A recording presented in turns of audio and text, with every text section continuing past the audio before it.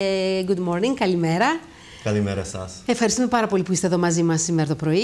We will talk in English and I will translate. Θα μιλήσουμε στα αγγλικά και θα κάνουμε την μετάφραση όπως συνηθίζουμε να την κάνουμε. Είπαμε, στόχος μας είναι να δείξουμε λίγο περισσότερο τι συμβαίνει με την Κίνα, γιατί ακούμε πολλά, αλλά δεν γνωρίζουμε πολλά. I'm saying that we are listening a lot of things about China, but we don't know a lot of things about this big country. Θα ξεκινήσουμε από την στρογγυλή τράπεζα που έγινε εδώ την προηγούμενη Τετάρτη και στην οποία συμμετείχατε, για να δούμε τις φωνές αυτές της Δημοκρατίας, ποιες είναι στον κόσμο του 21ου αιώνα, και θα πηγαίνουμε σιγά σιγά πιο κοντά προς την Κίνα. So we'll start this conversation about the round table that you had the last Wednesday about the voices of democracy in 2025. Which are those voices of democracy, if we can say so? Ρωτάμε ποιες είναι αυτές οι φωνές δημοκρατίας του 2025. Yeah, we had a very nice conversation organized by the Dukakis Center at ACT, and the focus of the discussion was really on the rise of populism, especially over these past 3 months since Trump's election, and trying to understand the impact that will have on democracy around the world. And unfortunately, most of us on the round table were quite pessimistic. We are very worried about the impact on democracy globally. Λοιπόν, ξεκίνησε όλη αυτή η συζήτηση πραγματικά την προηγούμενη Τετάρτη, όπου έγινε πραγματικά μια στρογγυλή τράπεζα από την έδρα Δουκάκης στο Κολέγιο Ανατόλια. Οι περισσότεροι αναφέρθηκαν ιδιαίτερα στην αύξηση του λαϊκισμού, έτσι ειδικά τους τελευταίους 3 μήνες από την εκλογή του Ντόναλντ Τραμπ, και βεβαίως όλοι σχεδόν στο τραπέζι ήταν απεσιόδοξοι σχετικά με την επίδραση που θα έχει αυτή η εκλογή στην δημοκρατία και στο πώς θα εξελιχθεί αυτό. So this pessimism on democracy, but we saw forces of populism being on the rise of different governments earlier. You think that this is going to get worse? Ρώτησα ότι είχαμε ήδη και πριν από την εκλογή αύξηση των λαϊκιστών στην εξουσία. Εκτιμάτων, ρώτησα ότι θα χειροτερέψει περισσότερο. Unfortunately, I do. I think things are worse than before because Trump has legitimated the role of authoritarian governments around the world, and global capitalism is deepening economic divides, and really I think one of the fundamental causes of populism is a resentment among the losers in globalization. So in many countries, from the US to Greece, we have winners and losers of our system of economics. And those losers often express their resentment in the form of populist and nativist kinds of ideologies. Μάλιστα. Είπε ότι ναι, εκτιμά ότι θα χειροτερέψουν τα πράγματα, γιατί ειδικά από την επικράτηση του Ντόναλντ Τραμπ στην Προεδρία των Ηνωμένων Πολιτειών, γιατί με την Προεδρία του ουσιαστικά νομιμοποιεί τα αυταρχικά κράτη, τα οποία, αυταρχικές κυβερνήσεις σε διάφορα κράτη, και στην ουσία είναι σαν να κεφαλαιοποιούν δεχτούν τα κράτη αυτά τις οικονομικές διαιρέσεις που έχει προκαλέσει ο καπιταλισμός. Στην ουσία δηλαδή ο παγκόσμιος καπιταλισμός έχει οθήσει σε μια απίστευτη οικονομική διαίρεση και αυτά ακριβώς τα λαϊκιστικά κράτη στην ουσία εκμεταλλεύονται τους χαμένους και τους ηττημένους της παγκοσμιοποίησης και από τις Ηνωμένες Πολιτείες Αμερικής μέχρι εδώ την Ελλάδα υπάρχουν οι χαμένοι και οι ηττημένοι της παγκοσμιοποίησης και αυτό σημαίνει δηλαδή και το εκμεταλλεύονται οι λαϊκιστές οι οποίοι είναι βεβαίως στους χαμένους αυτής της οικονομικής και της παγκοσμιοποίησης και στρέφονται σε λαϊκιστικό και εθνικιστικό κατά κάποιο τρόπο λόγο. So, in this context, what can we do about democracy? Το ρωτάμε μέσα σε αυτό το περιβάλλον, μέσα σε αυτό το σκηνικό, τι μπορούμε να κάνουμε σχετικά με τη δημοκρατία. We need to keep standing up for core democratic values and rights. It's very important not to equate, for example, what's going on in Greece or the United States with what's going on, for example, in Russia. Russia is a fully authoritarian country where there is no due process. There is no real functioning opposition. Whereas, for example, in the United States, while the Democratic Party is currently very divided and unsure, it is nonetheless extremely well established. There's also a huge civil society, a huge business class. So there are many checks on untrammeled kind of authoritarian power. And we need to all step up.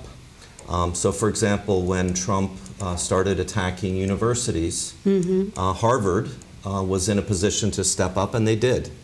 And I think more universities are following that model. And what we would like to see is that occurring in other domains as well, in the business community and in the political sector with the Democratic Party. Λοιπόν, τώρα, δεν θα πρέπει να τα παρατήσουμε, θα πρέπει να συνεχίσουμε και βεβαίως για αυτόν δεν θα πρέπει να αφήσουμε πίσω τις βασικές αρχές και τις βασικές αξίες των ανθρωπίνων δικαιωμάτων και της δημοκρατίας. Δεν θα πρέπει να τα παρατήσουμε και η Ελλάδα και οι Ηνωμένες Πολιτείες Αμερικής και για παράδειγμα έφερε την Ρωσία εκεί όπου υπάρχει ένα πλήρως αυταρχικό καθεστώς όπου δεν ακολουθείται μια δίκαιη διαδικασία, δεν υπάρχει αντιπολίτευση και έφερε το παράδειγμα των Ηνωμένων Πολιτειών της Αμερικής που παρόλο που υπάρχει ένα απόλυτα διχασμένο δημοκρατικό κόμμα, ωστόσο υπάρχουν εκεί και η κοινωνία των πολιτών και άλλοι θεσμοί οι οποίοι μπορούν να κρατήσουν και να ελέγξουν την εξουσία και βεβαίως και μπορούμε να το δούμε αυτό και με αφορμή το τι συνέβη από την πλευρά του Ντόναλντ Τραμπ, ο οποίος ακριβώς για να ισχυροποιήσει τη θέση του τα έβαλε εναντίον των πανεπιστημίων, τα έβαλε εναντίον του Χάρβαρντ και το ίδιο το πανεπιστήμιο, το Χάρβαρντ, είδε ότι μπορεί να αντιδράσει, αντέδρασε και βεβαίως περιμένει και από τα υπόλοιπα πανεπιστήμια να αντιδράσουν με τον ίδιο τρόπο, αλλά να αντιδράσει και η κοινωνία των πολιτών, να αντιδράσουν ουσιαστικά και οι επιχειρήσεις μπροστά κυρίως οι επιχειρήσεις μπροστά σε αυτό το σκηνικό της δημοκρατίας που πάει πίσω. Βεβαίως, and of course, people like Bruce Springsteen who said some things about the situation in the USA and Trump responded, but also we can see people from the arts stepping up. Και βεβαίως ανέφερα και την περίπτωση του Bruce Springsteen, ο οποίος, όπως έχουμε πει, αντιστάθηκε. Yes, I agree. Actually, the arts and culture are very important when politics fails. I work primarily on Chinese foreign policy and China's relations with the West. Europe, the US are very poor now, and it's very difficult for diplomats to speak with one another. And in that context, it's actually people-to-people exchange and cultural exchange that become more and more important. So I have spent a lot of time promoting cultural activities between China and the US, and now China and the UK. And I believe that they provide a kind of ballast or an anchor when the relationship gets very difficult. Λοιπόν, ναι, εκτιμάει ότι η τέχνη και ο πολιτισμός είναι πάρα πολύ σημαντικές όταν αυτός ο διάλογος μεταξύ των κυβερνώντων δεν υπάρχει, και βεβαίως μπορεί να το δει αυτό ειδικά σε αυτή τη φάση που οι σχέσεις μεταξύ της Κίνας και των Ηνωμένων Πολιτειών είναι σε πάρα πολύ χαμηλό επίπεδο, και αυτό είναι που πρέπει να γίνεται όταν χάνεται η επαφή ανάμεσα στους κυβερνώντες, οι πολιτιστικές ανταλλαγές, οι σχέσεις που υπάρχουν ανάμεσα στον κόσμο είναι δυνατόν να φέρουν να εξισορροπήσουν τις σχέσεις ανάμεσα στις δύο πλευρές. So let's go to China, and what can we say? What is the role? What is of China politics in those crises that the world is facing today? Είπαμε να περάσουμε τώρα στην Κίνα, και ποιος είναι ο ρόλος της Κίνας στις κρίσεις που αντιμετωπίζει αυτή τη στιγμή ο πλανήτης? That's an excellent question. I think probably the most immediate impact is the impact on the global economy. And so China is facing a number of crises in its local economy. Because of a housing crisis, the bursting of the housing bubble, and also a demographic decline, so a decline in the number of Chinese workers. The Chinese government has not been able to shift its economic strategy from one of export-oriented growth to one of domestic consumption. Instead, the Chinese government is increasingly continuing to subsidize domestic manufacturing for exports. And that is creating tremendous imbalances of trade with countries, especially in Europe and the United States. And this has a big impact on the local economies when local industries cannot compete with Chinese imports. And it contributes again to this widening income disparity that contributes, I think, to the rise and appeal of populism. And in China? No, in places like Greece and the US. So, μας λέει ότι υπάρχει μια αυτή τη στιγμή η οικονομική ουσιαστικά αφορά, φτάνουμε στην Κίνα μέσα από την οικονομική διαφοροποίηση την οποία συναντάμε. Λοιπόν, υπάρχει μια κρίση και σε ό,τι αφορά το τοπικό επίπεδο, και κυρίως γιατί και στην Κίνα αντιμετωπίζουν πολύ μεγάλη στεγαστική κρίση, και αυτό βεβαίως έχει γίνει και εκτός από την στεγαστική κρίση υπάρχει και δημογραφική μείωση του πληθυσμού, και αυτό είναι κάτι το οποίο δεν έχει καταφέρει να το εξισορροπήσει η κινεζική κυβέρνηση, δεν έχει καταφέρει να κάνει την αλλαγή από μια οικονομία η οποία είναι καθαρά κοιτάει προς τις εξαγωγές και όχι στην εσωτερική στην αντιμετώπιση των προβλημάτων και όχι στην εσωτερική κρίση. Αυτό λοιπόν συνεχίζει να κοιτάει προς το μέλλον της, προς το εξωτερικό. Υπάρχει μια ανισορροπία σε ό,τι αφορά τις σχέσεις της με τις Ηνωμένες Πολιτείες και την Ευρώπη, και αυτό βεβαίως το βλέπουμε να έχει αποτέλεσμα και στις τοπικές κοινωνίες, οι οποίες δεν μπορούν να αντιμετωπίσουν, δεν μπορούν να ανταγωνιστούν την Κίνα, και αυτή η διαφοροποίηση και αυτή η μείωση η οικονομική ουσιαστικά οδηγεί και στον λαϊκισμό. So, do you have to add something more in this question, or can I? Okay. Λοιπόν, so the role of China in this crisis, do you think that they should be greater? She would had to step up and in these universal organizations and to make sure that, for example, peace can be found inside the international organizations. Ρωτάμε αν θα μπορούσαμε να βρεθούμε, αν η Κίνα θα έπρεπε να αυξήσει την παρουσία της και τη δράση της μέσα στους παγκόσμιους οργανισμούς, έτσι ώστε να οδηγηθεί, να δράσει μέσω του ρόλου της για την υπέρ της παγκόσμιας ειρήνης. It's very important to distinguish between the Chinese Communist Party and its military and the Chinese people. I think Chinese people can play a positive role in bringing about peace around the world.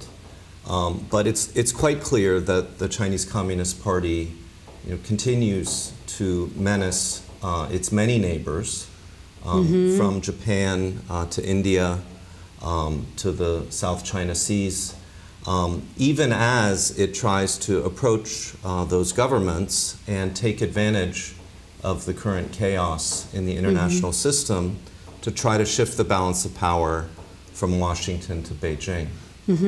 Μάλιστα, θα πρέπει να ξεχωρίσουμε το Κομμουνιστικό Κόμμα της Κίνας, το στρατό, τον Κινεζικό στρατό και τον λαό, τον Κινεζικό λαό, ο οποίος θα μπορούσε να ήταν αυτός που ικανός να αναλάβει τον ρόλο αυτό περισσότερο υπέρ της ειρήνης. Γιατί αυτή τη στιγμή το Κομμουνιστικό Κόμμα Κίνας συνεχίζει να απειλεί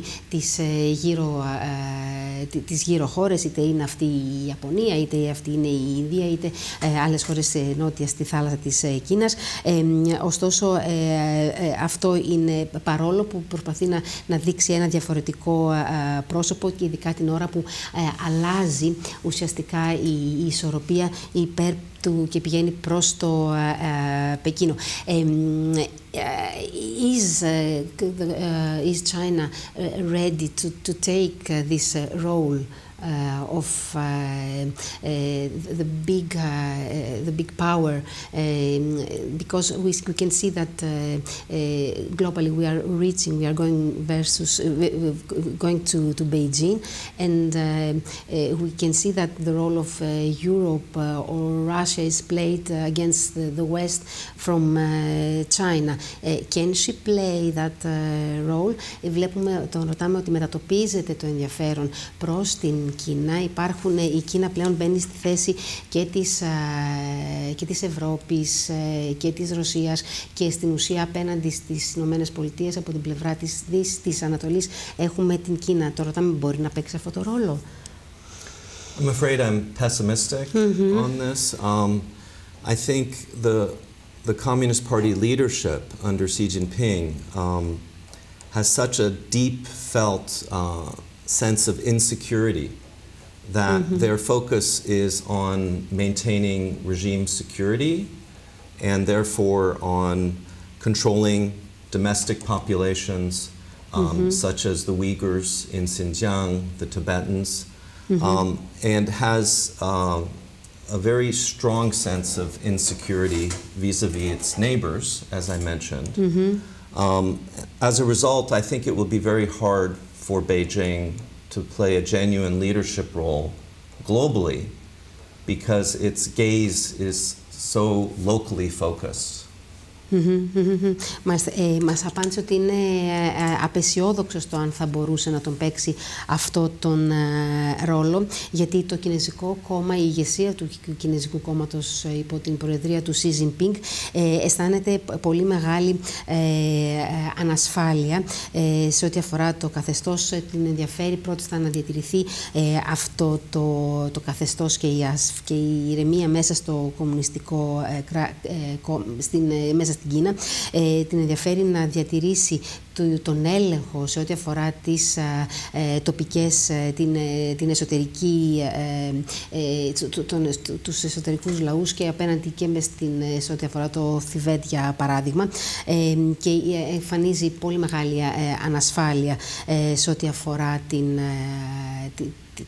τον έλεγχο ουσιαστικά της Κίνας. Γι' αυτό λοιπόν ως αποτέλεσμα έχει να είναι σχετικά δύσκολο να παίξει τον ρόλο του ηγέτη σε όλες αυτές τις κρίσεις. So, what can we expect from China the years to come? Τι θα έχουμε να περιμένουμε από την Κίνα τους τα επόμενα χρόνια? Just briefly, a follow-up on the earlier response. I think also because of China's authoritarian political system, while there may be an attractiveness to some peoples in the global south, I think for most European populations and American populations, they will not look to Beijing for leadership because they tend to fear authoritarianism and value democracy.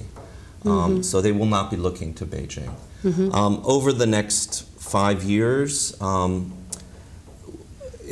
we need to recognize that there are almost two Chinas economically.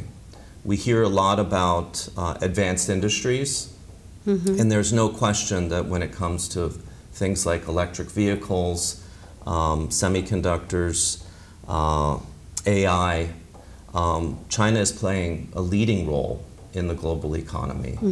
And it could start to squeeze out traditional leaders like the US in those industries.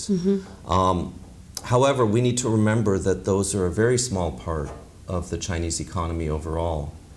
And as I mentioned before, because of demographic pressures, because of the lack of domestic consumption, there is potential for true crisis when it comes to the domestic economy.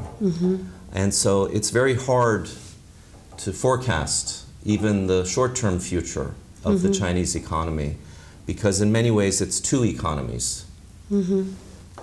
Λοιπόν, στη συνέχεια της προηγούμενης ερώτησης μας είπε ειδικά για τον ρόλο που θα μπορούσε να παίξει η Κίνα, ότι μπορεί να είναι κάπως ελκυστική για τον νότο κάποιων χωρών παγκοσμίως, ωστόσο ούτε οι Ευρωπαίοι ούτε οι Αμερικανοί θα αναζητήσουν έναν ηγέτη στην Κίνα για τον απλούστατο λόγο ότι λόγω της ηγεσίας, λόγω του ότι δεν είναι τόσο δημοκρατική η ηγεσία της Κίνας. Αυτό είναι το ένα. Και το δεύτερο είναι ότι είναι πάρα πολύ δύσκολο να προβλέψουμε και τι μπορεί να γίνει τα επόμενα χρόνια.